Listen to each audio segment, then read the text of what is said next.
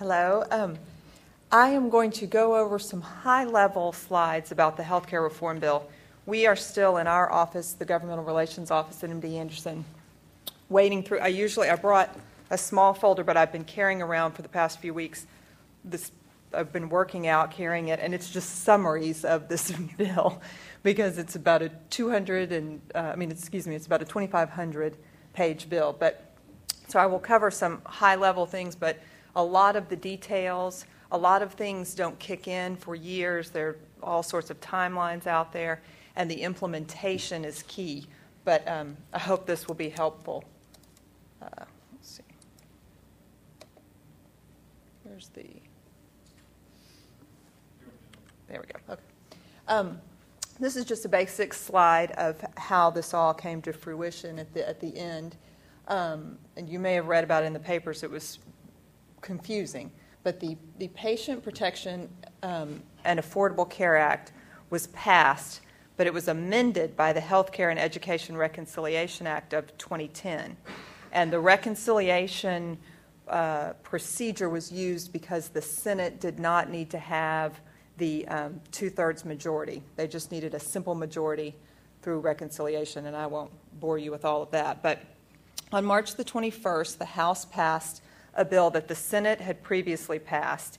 Then they also passed a reconciliation bill. And President Obama signed that bill into law.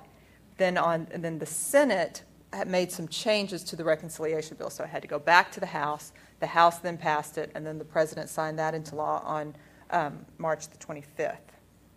So the whole thing is now law. And just some basic slides. The law expands health insurance to an estimated 22 million people through a combination of public program expansions and private sector health insurance reforms. It creates the American Health Benefit Exchanges through which individuals can purchase coverage. Now, this doesn't take effect until 2014, but the idea there's premium and cost-sharing credits available to people between 133 and 400% of the federal poverty level. There are separate exchanges that small businesses can use to purchase coverage. The estimated cost is about $940 billion over 10 years. $466 billion of that is for subsidies. $434 billion is expanding the Medicaid and the CHIP program. $40 billion is for small employer tax credits. And a few of the sources of funding, there are about $200 billion in reduced Medicare payments, cuts to the Medicare Advantage plans, cuts to Medicare and Medicaid DISH payments, which is the disproportionate share hospital payments. And then there are some taxes on the high-cost health plans, new Medicare taxes, fees on the insurance companies, and fees on the drug companies. This slide is very exciting because this bill does now cover the routine patient care costs associated with clinical trials. Now, it doesn't take effect until 2014, but this provision our office has worked on for years. And during the last biennium of the Texas legislature, they passed a law that requires the state-regulated insurance plan to cover these costs. And these are the costs associated with the clinical trial. So if you're on a trial with a drug, the drug company pays the cost of the drug and the cost for any additional testing or any things that need to be done that are solely because of this new drug. But there are also the regular costs that you would incur were you on the trial or not. And insurance companies had been able to disallow everything. So some of you may have faced this where you had the choice of going on a clinical. It wasn't really that much of a choice because if you went on the trial, you were facing denial of all coverage. So years ago, Medicare changed that. So if you were on Medicare, the routine patient care costs were covered. And as I mentioned, the last session of the Texas legislature, the state-regulated plans were covered. This requires the federally regulated plans, the ERISA plans, as well as the federal employee health benefit plans to cover those routine patient care costs.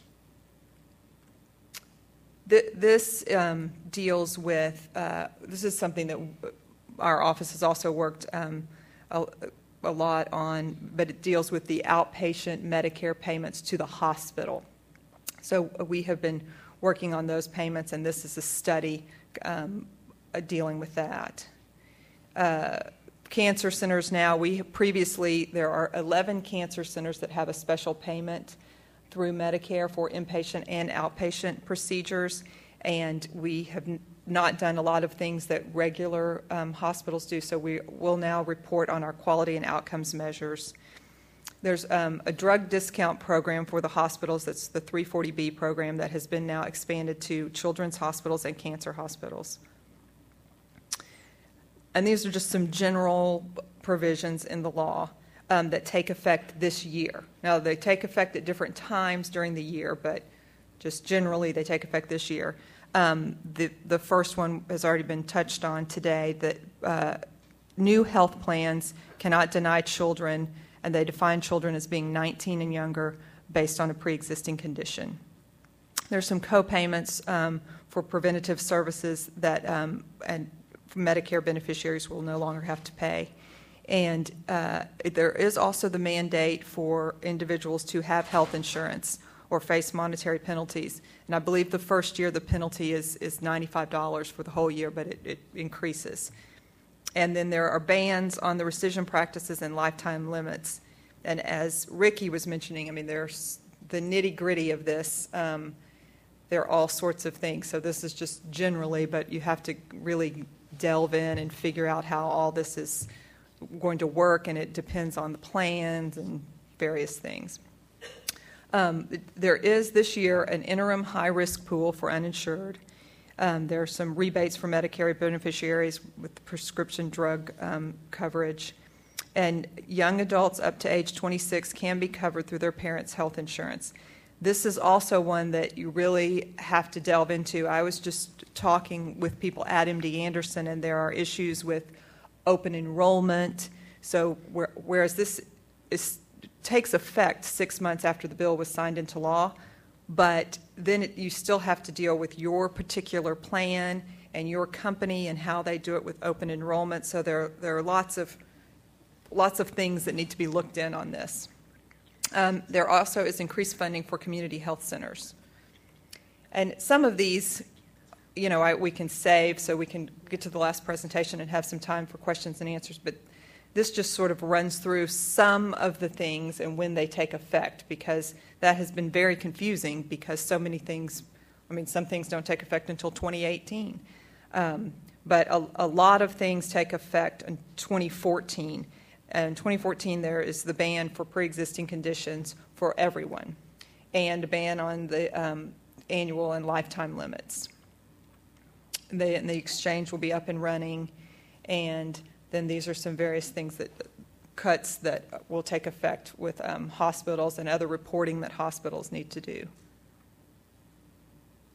So these are just, since this is on the website, you can look through that there. But I'm happy to answer any questions when we finish. Thank you.